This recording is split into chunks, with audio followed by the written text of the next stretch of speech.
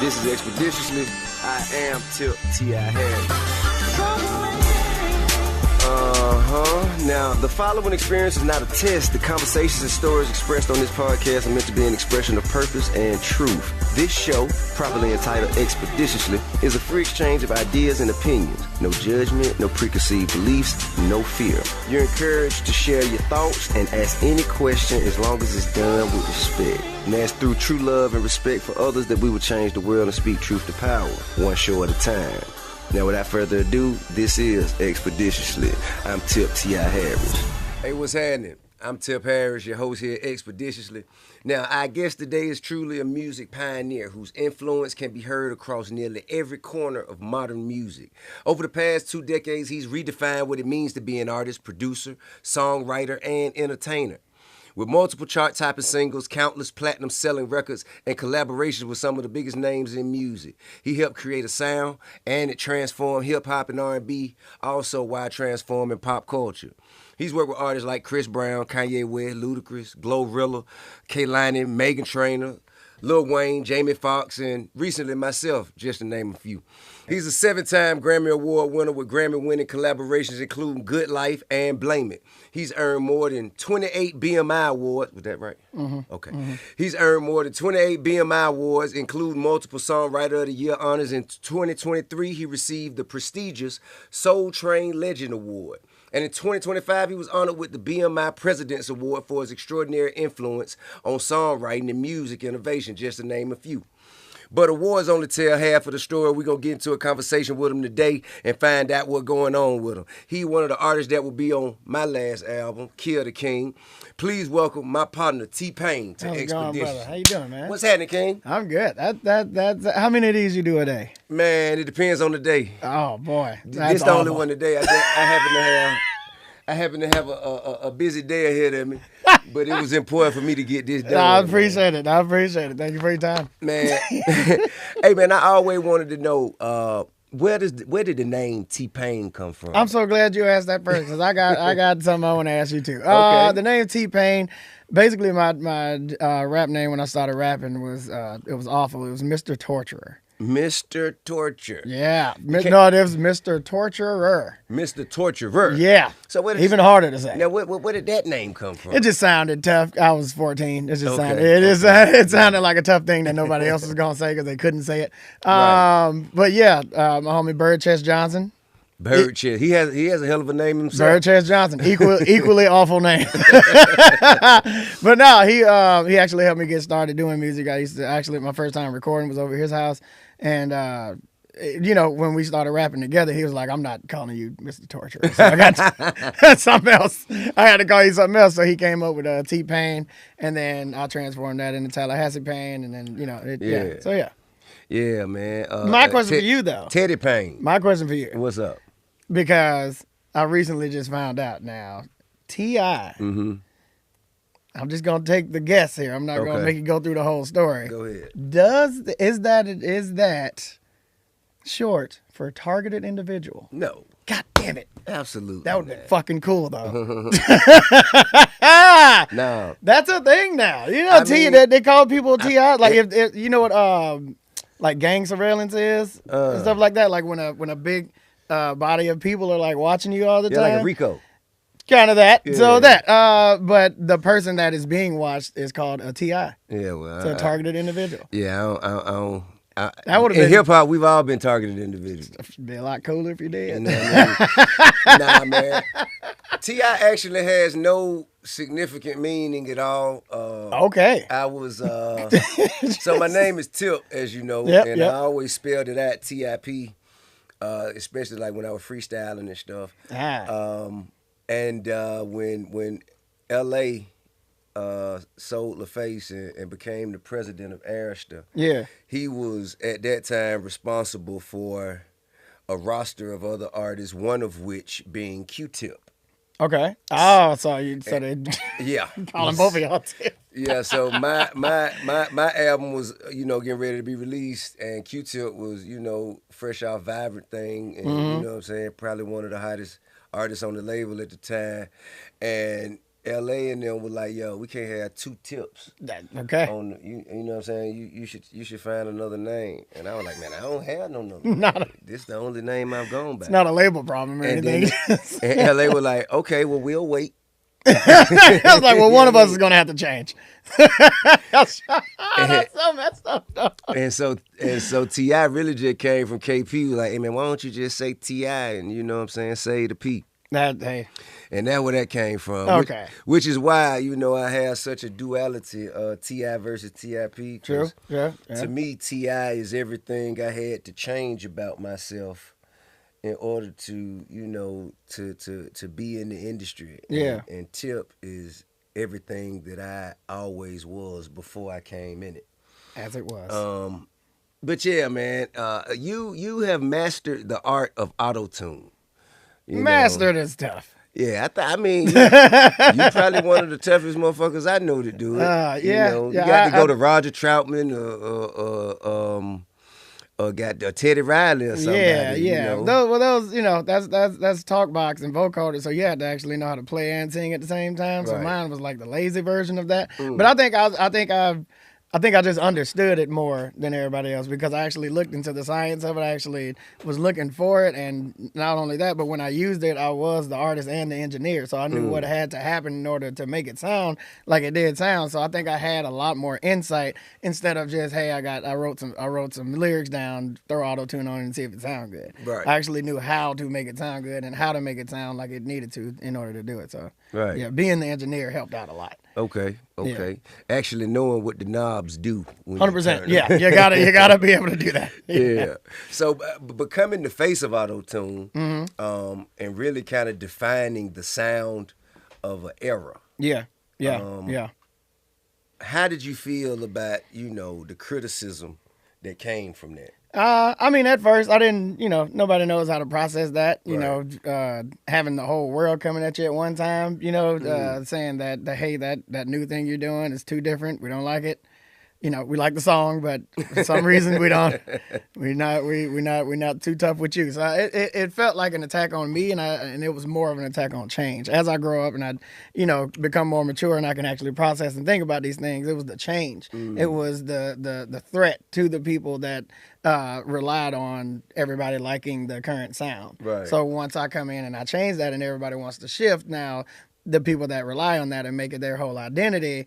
You know, of course there's going to be some backlash from them, but, you know, the rest of the world was just following suit, you know. I feel like, you know, even down to the least, you know, to the least popular to the most popular people, they have their fan bases, and people are going to follow who they respect more and who they actually look up to more. So, you know, that it's going to become a public discourse because, you know, the people that they actually respect, you know, go that route. So, I understand. Yeah. Did you have any, like, direct, I guess, did it feel different when it was people that you knew within the industry that was saying these things? At the time, yeah. Because I wasn't trying to look at things from different sides. When I figured out that, hey, yeah, I would have felt pretty bad about that too. I would have felt threatened. I would have felt like, you know, my way of life is getting, you know, kind of thrown off of its tracks.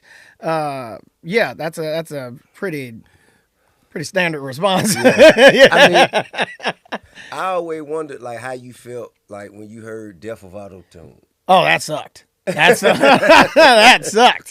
That sucks. You know, coming, you know, it was, you know, because I'm a Jay-Z fan still to this day. Like, you know what I'm saying?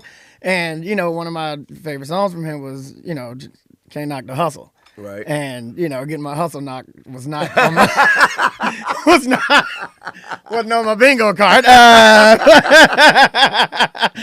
So, but, you know, it was devastating at the time. But again, that was another way of like, hey, man, you know, yeah, let me do what I'm doing. Hey, I'm still over here, guys. It wasn't a call to kill T-Pain. It was like, hey guys, I'm still me now. I'm still Jay-Z. Y'all don't get too caught up with that shit over there. Ain't gonna last too long. You know, you come back to what you know. Now I'm Jay-Z. So, you know, it felt slighted at the time. Yeah. But as time went on and maturity became a thing in my life at some point, I think it takes a while. Yeah, it takes a long time. It takes a long time. You know.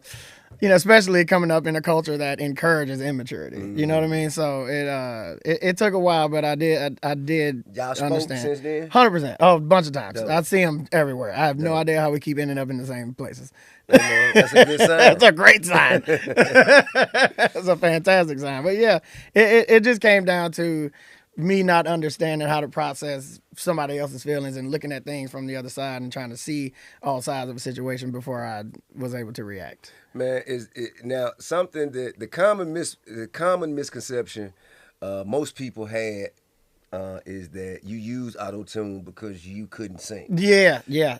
But what people might not know is you have actually said that you wouldn't use auto-tune in live performance. Oh, I don't. I still don't. It sounds horrible. What came with, because I see a lot of, my son use auto-tune in his performance. I see artists like rap artists. Yeah, it's so auto-tune. The thing about auto-tune is it's designed to bring in one signal. Okay. So if you're singing in the studio, you can control it. Right. If you're singing in a live setting, not only is the feedback from the speakers coming into your mic, but everybody else that's singing is also. So somebody in the front row singing off key, the auto-tune is catching that too, and it's gonna throw the whole auto-tune off. So you can be singing perfectly, and you know if you by yourself, it's cool, but the whole crowd is gonna. You got to control the environment. Basically. Correct. It's made for one signal to be going into it, so you know using it live actually kind of makes you sound worse. Yeah. Man, you talked about introducing change, you know, and you know being a champion of that. Is there a musical trend today that you're hearing that reminds you of when you introduced auto-tune to the game? I wouldn't say in our culture. Nothing that's like sticking out to me. But also, I've kind of been weaning off of you know. I think I know one. Okay. I think I know one. Rapping off beat. I think, like, at first, bro. At first, when you hear it at first, it's like, man, what the fuck is this? Yeah, you know yep. And then you know, as you're like, oh, that shit worked. Yeah, okay, yeah. So, oh, it worked again. With the rapping off beat, I think it's the same. It's the same distance from when we started rapping fast. So when we started rapping fast and it came from, you know, 80s and 90s rap, and then all the 80s and 90s rappers were like, fuck is these niggas saying? These niggas rapping too fast. You can't understand these niggas. And then we got into mumble rap, and it's like, what the fuck is these niggas saying? Yeah. You can't understand what these niggas saying. But the thing that, you know, I always looked at is mumble rap, you know, they are expressing, they're conveying messages. It's just if you ain't hip to the lingo, you won't know. So it's like I think you know kind of. So thing. I think that's a part of it, but I think in our culture, a big thing with our music is carelessness. So I think that, you know, and this is a subconscious thing. Nobody's going to be like, you know what, you're right. Nobody's going to say that. But I think throughout the years, we've gradually been out trying to not give a fuck each other. You know what I mean? So the more who can put out the least amount of effort. Right. Because I'm just cool as fuck. Yeah. And if you don't get it, you're just not cool. Right. It's just what it is. Right. So, you know, that comes to, you know, a story I like to reference with the scientist that came up with knowing that fat versus sugar was actually making people fat. So remember back in the early 2000s, late 90s, everything was low fat. Right. Everything was low fat because they felt like, you know, the marketing people was like, if you say it's got fat in it, you can tell people it makes you fat. If you say it doesn't have fat in it, it won't be fat. The thing that was making people fat was the sugar. Right. So a scientist came out and said, hey, it's sugar. It's not the fat. It's sugar. But the fat guy, the person that came up with the fat theory. Was he a fat guy? No. It wasn't a fat guy. Well, you had to, you know, you got to put that shit on in order to market this thing. So the guy that came up with the sentiment that fat made you fat was already more popular in that world. So he was like, Who is this guy? Who is this nerd? You gotta believe this nerd. This guy's wearing glasses. So he made him so uncool that everybody was like, yeah, that can't be right. Sugar isn't right. So it's the same sentiment when it's like, guys, what are these guys saying? Yeah. What are they saying? And then everybody else is like, hey, look, he said you're just old. So I'm just going to believe that. Look at what, though. As I think back, you know, as I think back in musical history, man, like, we didn't know what James Brown was saying all the time. Very true. Very true. But Very true. It's James Brown. It's still a hit record. Yeah. It feel good. You gonna figure it out. It make you feel something. You gonna figure it out. Hey man, fill in the words that you think. Absolutely. And I still don't know what Mama say, Mama Sa, Mama Kusa mean. I still don't know. I still have no idea what that means. But goddamn it, we sing it. It was a reference track, and he laid the harmonies on a reference track and yeah, but no, I think it's a fear from fans of getting left behind. It's a fear from other artists of, you know, being seen as not hip to the game. Right. So, you know, you start getting people, you know, kind of conforming to the thing. I take it to like when Snoop had GGN, we was doing GGN, and he had 50 on, and he was talking about Migos, and he was like, he's like, what the fuck is that, man? And right now, Snoop got like 6 songs doing that.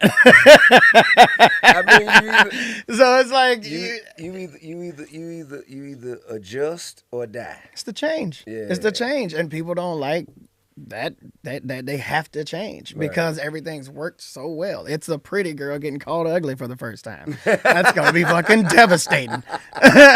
This girl's gonna kill herself.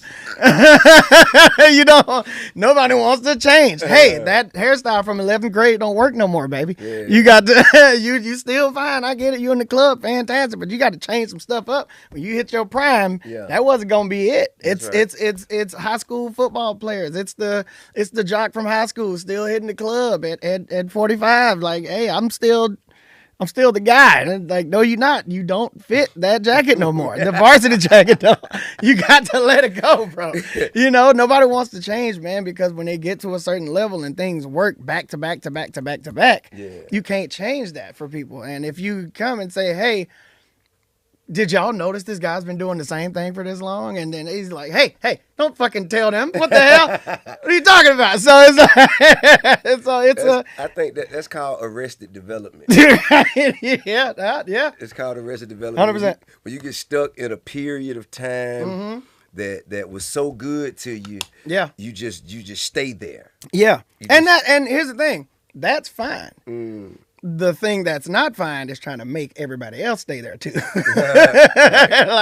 The thing is, when people say, all right, we good, we ready to move on to this next person, and once you start saying that shit ain't cool, this is the cool shit, that's when it becomes a problem. Stay in your period. Love yourself. Love just like, hey, I like this jacket. This is fucking cool. But the problem persists when you say, I like this jacket, and all of y'all should like it too. You know? Yeah. That's an interesting topic because as I've looked and researched and studied, you know, and it seems that every person or group of people that fought change, lost. 100%. Yeah, I mean, 100%. It's not gonna. Yeah, change is inevitable. You know what I'm saying? Inevitable. Evolution is mandatory. 100%. You know, so I think the ability to welcome the change, and the flow with the change, find your way to, you know, to exist within the change. Yeah, I think that's a part of growth. Of course, where people are getting caught up right now is the influx of the speed of change. It's happening at a rapid pace. It's crazy. It's easier to change now, and it's easier to get a flock of people to fly a different way. You know, you can't stay so stuck on things, you know, that because it worked, there's no way to change for you. Like, you found something that worked, and you got to find a way to adapt that to something else. Like, when people ask me who my favorite whatever sports team is, I say whoever paying me to do the halftime show. I'm not going to stay stuck on nobody. I love it, baby. Hey, bring me up, show me where the stage is, give me a microphone, go team, I wear your jersey till I get out that business. Somebody else say, hey, that was a great job. Come do it for us. Absolutely. You mentioned performing, and you and I we spent some time together in Australia and yeah, New man, Zealand. That was dope. That was probably one of my favorite tours. Yeah, we had a good time. We had a good time. It's good to be around, people that's, that I don't want to say like-minded, but that's open-minded enough. Right. You know what I'm saying? To exchange philosophies and 100%. perspectives and ideas on music, social. Yeah, yeah. You know what I mean? 100%. It was me, you, Fab, Trey Songz. Yeah, we had a good time. We had a great time. That was awesome. And then, man, we were supposed to go back out and tour again. Oh yeah. Yeah. What happened with that? And then I think you said you got tired of everything. Oh, that was then. That was then. Yes, absolutely. You got tired of everything. Yeah, you said, fuck the tour. It was. I'll be at home. Y'all call me later. It was time, man. What happened? I felt it coming. I felt a breakdown coming. I felt that moment where you start seeing niggas in the street in their draws. What? I felt it coming. The Martin Lawrence moment. The Martin Lawrence moment. I felt it coming. I was like, you know what? If I force myself to do this one more time, I'm gonna lose it. Damn. And then people it's just gonna be all on me because I should have just known the state of my mental health. I should have known when to say no. I should, so it was just time. It was time to take a break. I hadn't taken a break since probably 2010 because of, hitting the bottom of the financial stature. You know what I'm saying? So I was trying to come back up, just saying yes to everything. I was doing the Rick Ross method of just saying yes to everything. Just Now, what makes that the Rick Ross method? Well, no, because he blatantly out said it because everybody thought he charged like $1 million for everything, and then he said, "Oh, I'll take $25,000, $100,000. We'll make it up somewhere else." Yeah, I will say I won't. Yeah, so I will not. So that was we differ in opinion on that. That's why I said it was Rick Ross method. I don't know anybody else that do that. You set a price, and that's pretty much what it is. Yeah. So at the time, I was just like, whatever, just give me the money, make up for it in opportunity, or let's do a string of these and make it to the price that I wanted. You know what I'm saying? Right. So since 2010, I was doing that. And I was just going and going and going and going, and just opportunities turned into bigger opportunities and things like that. But it was it came to a head when it was just like I didn't have time for my health at all, and it was like. Not just like I need to meditate or anything like that, but I came up with a system that I was trying to slow down drinking. And I said, here's what I'm going to do. I'm not going to drink unless I'm free the next day or I'm not about to be on camera today. Or I came up with all these contingencies to where I was like, okay, I can drink if. Right. It never came. It never happened. I never got to get a drink. And I was like, damn, this is this is tough. So work shit's interfering with my drinking time. Right. So I was like, man, I would at least be able to get a sip in every now and then.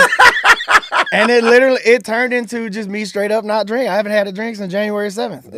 You know what I mean? And coming from straight up alcoholism to not drinking at all. Many drinks. Yes, a ton of drinks. So many drinks. Going from that and trying to implement that system, it just was like, you know what? Never mind. I'm not even gonna try it no more. Yeah. So it. Did it help? Do you think it helped your state of mind? It helped meetings, I guess. It made me a little softer. I know that. I don't fire people as quickly, I guess. Damn. That could be a positive or a negative. It could be both, depends on what side of the corporation you're on. Now tell me when you say you felt a breakdown coming, what affects you the most about I guess the industry or the celebrity of it? Is it the touring? Is it the interviews? Is it the fans? I actually like all that stuff. It's your passion turning into a job. That's what it was, and it was it went from it's like when you got your first car. Okay. You wanted to drive everywhere. You wanted to drive. I'm talking about you'll drive from here to California on a day's notice. Until people started telling you to go somewhere. Until people started asking you, can you take me to this place? Yeah. Until everything about your car turned into everybody else needing to go somewhere. And you can't get to your spots anymore. You like, hey, what you about to do, Tip? I'm about to... head to this chick house real quick. Hey, can you take me to this place on your way? Well, I mean, I'm gonna miss my appointment. It's on the way. It's on the like, and then you get to their spot, and then you run out of gas, and you know they just get out and go to what they were doing. That's that's just how it was. Like when your mama, even at a smaller age or a younger age, when your mama got a vacuum cleaner, you want to vacuum clean the whole house until she asked you to vacuum the whole house. That's just, it turned into that because it turned into me having all these ideas, these dreams, these aspirations, and never getting to get to them, but making everybody else's dreams come true, making everybody else's career come into fruition, everybody else dreams and passions and everything gets facilitated through me, and I never got to do mine. So at that point, I wasn't saying I quit or I'm not doing, I'll never do this again. I was saying, hey, I want my turn real quick. What did that look like for you? Literally just not having to do something for somebody else. I was, I wanted to. I'm saying, what's the vision? What's the, the thing that you've always wanted to do for you that you haven't had a chance to do? But it's not an always thing. It's not a always wanted to do. It's like, hey, I got an idea for a pilot. I need 2 days to shoot this thing. Okay. Never had 2 days. Have you shot it? Yes. Okay. It was awful, but. But at least I got to find out. You know what I mean? How long would I have had to wait? How long would I have had to wait to find that out? You know what I mean? I'm sitting there stressing. Shit. Now I know I ain't got to shoot the rest of the show. You know what I mean? Now, that's checked off my list. That's one less thing I got to worry about for the next 2 years. You know what I mean? Shit. So safe to say now you're back to yeah. I've explored all my awful ideas. Okay. So you've climbed Mount Everest. Right. I've confirmed whether things were a good idea or not. I can safely say that, hey, I want to schedule out this much time for the good ideas that did work out. Right. All the rest of the stuff, team, don't even worry about it. We're not doing it. Don't do budgets. Don't do none of that stuff. Everybody's head is clear. Everybody got a solid schedule, and where there is space, I'll say, hey, tip call for this thing. Call for this thing. Hey, I'm free before I leave tomorrow. Cool. Come through. You know what I'm saying? Like, those are the little pockets of things to where it's like, you know what? I don't have anything that I want to do that day. For sure, I'll go do that. Man. But the thing that I am holding steadfast to is not letting something go on top of something I already have for me. Right. You know what I mean? Not canceling you for them. Right. Before it was like, well, shit, I was going to do this thing, but I'll help you out, I guess. I don't want you to think I'm not a good person. It does become cumbersome. Yeah, 100%. You know what I mean? 100%. It does. It's a meticulous task, especially at the height of success. For sure. Because at the height of success, everybody want a piece of you. Absolutely. Everybody, hey man, come over here and do this. Come over here and do that. Yep. And the worst part is that we asked for it. Yes. So if we wanted to do everything, remember how easy how much so fun. Remember how much easier things was when you did Splackavelli. And you was like, I'm on a song, everybody. I need to do this a bunch more. Yeah. And then everybody else was like, hey, do that for me too. And then do that for me. Do that for me. Hey, you did that for dog. Let me get it. Okay. And then it's like, all right, guys. Yeah. I got a fucking album too now. You dig what I'm saying? When I finish my shit pushed back 3 times. Right, exactly. But everybody else is doing just fine. So it helps, man. It helps to carve out that time and make sure you still can be a part of the community. You can still, give out services and talents and things like that, but it's just got to be on your time. You got to take time for yourself, and you got to make the time. Right on. Take time and make time. Well, man, thank you for making time for me. I'll do what I can. I'll do what I can. Not only did you come here for Expeditiously, you also provided your extreme talents. Thank you, brother. And expertise for Kill the King, and I appreciate that. Is this actually going to be last album, or are you going to do you going to do everybody? Nah. So look, this is intended to be my last album, and I'm going to stick to that intention partly for the same reasons that you canceled your tour. Right. Yeah, I mean, singles though. I mean, the thing is, I probably still do music like if it's a soundtrack. You know what I mean? Gotcha. Yeah. If I have a dope collab album that Fire. I can do, Perfect. you know what I mean? Yeah. I'd probably still do that. But what I found when I completed this album, there was still a bunch of songs left over.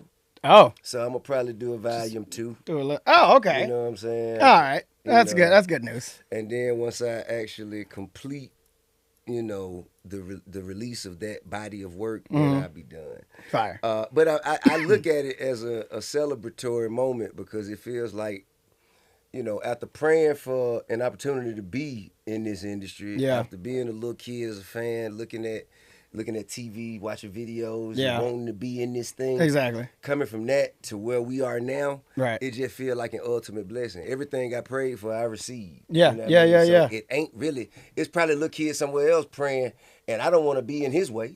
Right. You know what I mean? Get the hell on. Get the you know what I mean? So, and then I got other things, film, television, comedy, building, developments. Yeah. And stuff like that. So I just want to dedicate more time to that stuff. Fire. Now, you said on Club Shay Shay that everybody is your brother while they can use you. Was there a specific incident that made you feel this way? I think it was a specific year. 2024. 2024. It just people, like, there was a resurgence of me. Just my name was getting back into the fray, and just people that just hadn't called me at all. Just was like, hey man, you want to do that thing again? Like, no. No. And this led to the mental state that I was in when I canceled all the stuff, and I'm just like why, bro? Like, I get it, I understand. Like, just it wasn't the fact that they was calling, it was the fact that they was trying to veil it in, I've been trying to do this whole time. You know what I mean? They was trying to veil it in the just with the audacity of just like, hey man, now that you're popular again, can you help me be popular too? Like, just say that. I would rather that sentence than the whole like, hey man, just want to catch up, let's link up, man, I ain't seen you in a while. Yeah, you have. Yes, you have. Yes, you have. It's just, it was a lot of brother talk. It was a lot of... So it was just the cap for you? Yeah, it was just cap. It was just the cap. If it was just straight up, honestly, like, hey, man, I see what you're doing. That shit look dope. I really want to do the same things. That any way that we can help each other climb this ladder together. Right. Fantastic. That's the best thing in the world. But veiled in the fellowship of hey, man, brotherhood. we brothers, man. Hey, man, if you can come... Hey, man, I got this perfect song for you, bros. Everybody got the perfect song for me. First of all, everybody that got the perfect song for me, just because it's about strip clubs, that's come on now. Doesn't make it the perfect song. Don't make it the perfect song, guys. God damn. Or just because you used the auto-tune on it. Yeah. It's not the perfect song for me. But everybody has the perfect song for me when my name is in socials and things like that. But yeah. Man, you did something that I didn't see coming. You went on The Masked Singer. Oh yeah. What made you decide to do that? I didn't. I was drunk. Oh man. What did it teach you? Taught me to stop drinking on conference calls. That's why. Wait till after the conference call. Use it as a reward system. If you get through this conference call, then you can have a drink. But nah, like 3 days before it, I was trying to get out of it. Yeah, like because I saw it on paper and I was like, oh, this is gonna be awful. This is gonna be stupid as hell. I don't want to do this. What was the worst part about it? I thought that if they can find out who you are, you get kicked off the show. And I'm like, they're gonna find out my shit immediately. You didn't use auto-tune. I know, but my regular speaking, but I can't go to restaurants without a nigga. I heard your voice in that. Like, it just always, every time. I hate that shit. But I try not to talk like in public. I don't know what my voice sounds like. I'm sure CeeLo don't know what his sounds like either, but I can pick his ass out in a restaurant. So people are consumed with the auto-tune part of it. I've had people tell me I did not recognize you without hearing you in auto-tune. It's weird as hell. Man, I think that entertainment it consumes the minds of people. Yeah, Because I was recognizable, of course. I was recognizable just as T.I., you know what I'm saying? Yeah. When the music was popping and whatnot. But when that shit went to TV Oh yeah. with, Yeah. with fucking Family Hustle, Mm-hmm. then it was like people actually felt Yeah. like they could really approach and have 100%. personal discussions with me 100%. because they've spent so much time. Yeah, in your personal life. Yeah, you know what I mean? You let them in the bubble. I didn't see that coming. Yeah, you know? I didn't yeah. see My that my coming. demographic got a lot wider Yeah. after the Masked Singer. So it was a good experience. I dealt with it, and I ain't never stayed in L.A. for that Did long. you get to choose your costume? Yes, Okay. but the thing was, I got to choose it without seeing anybody else's. Now, if you see, nobody else chose my costume. All these costumes was available. I think I was the last one to choose. Damn. Because nobody else chose my costume because everybody else's shit was just a mask and clothes. Yeah. My shit was a whole tube. Just like I had to get What in. was it? It was literally like a styrofoam tube and some fuzzy pants. But it was the monster, so it was. Okay. But everybody else was like the horse, and it was just like a horse mask and just regular clothes. Yeah. My shit was 80,000 degrees. Mm. A damn tube. I couldn't put fans in the shit because you can hear it in the microphone. We had a microphone taped to my face, and the fans was blowing in the microphone, so we couldn't put a microphone in there. I had to do multiple takes, so because the eye on the monster was fogging up every time I started. And I couldn't. It was so bad. It was just bad. Well, damn. We tried. But yeah, I did pick the costume. It was an awful choice. And plus, since I was kind of stuck in the contract, I was like, I'm gonna be off this shit in one episode, anyways. Like, And when you choose your costume, you got to stick with that. you got to stick with it. Damn. Yeah, it's over. They already made it. Everybody else chose theirs. You got to stick And how long did you make it? all the way. 8 weeks. That was awful. 8 weeks. 8 weeks. Damn. 8 weeks of not being able to tell people I'm on the show, not being able to bring anybody to the show. Like, even when my wife came to the show with me, she got tattoos and shit. She had to put on gloves because can't nobody on the set know who you are either. So you can't talk to nobody. They got these little veils and shit you got to put on walking around. We had hoodies. Every contestant had a hoodie that said, "Don't talk to me." And it's just like just 8 weeks of just pure. Just loneliness. Just Damn. nothing. It was so So awful. when you say 8 weeks, did you win?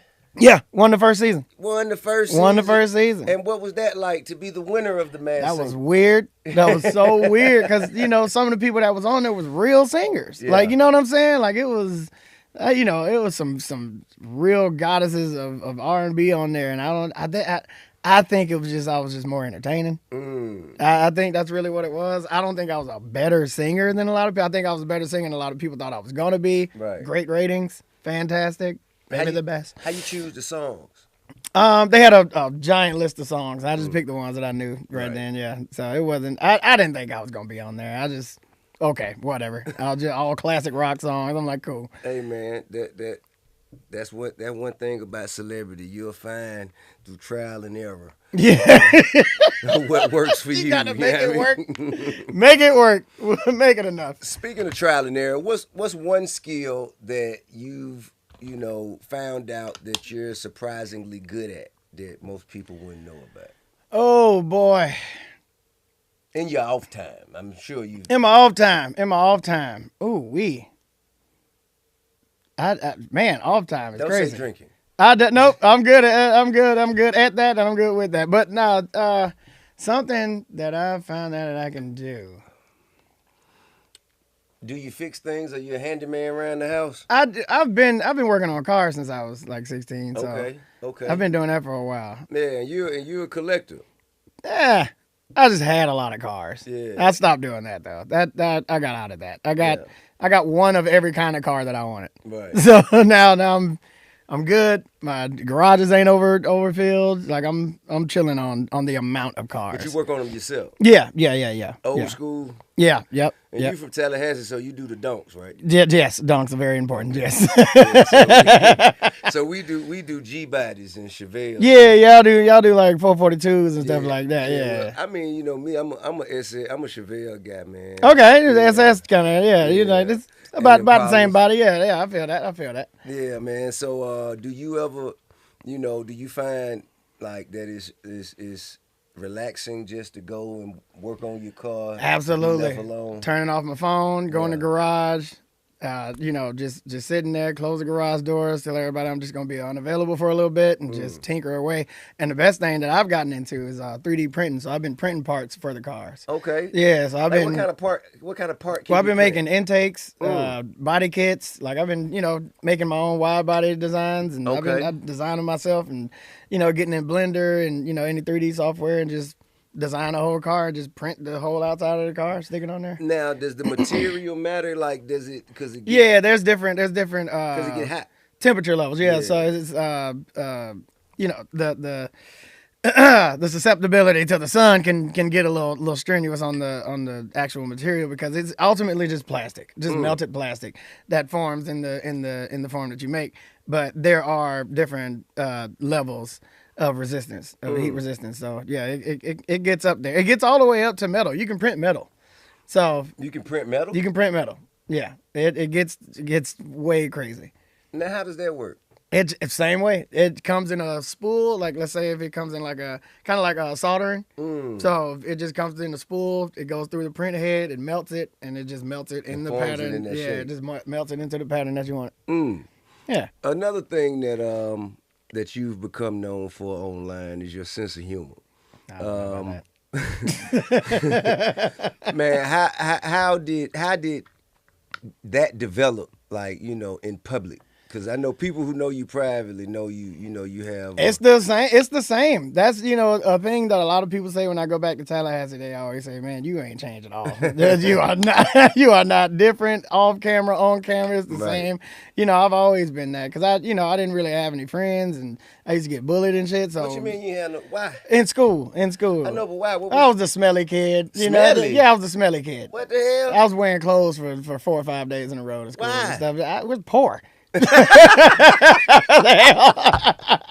Failed businesses from my dad and shit. Like, my dad had a restaurant, and then when the restaurant failed, we started doing the restaurant out the house. So every day I'd go to school smelling like garlic crabs. So that wasn't cool. So it was just a lot. But yeah, I was a smelly kid. You seen these bullies since you became T-Pain? 100%. How was that exchange? This is Expeditiously. I am Tip T.I. Harris.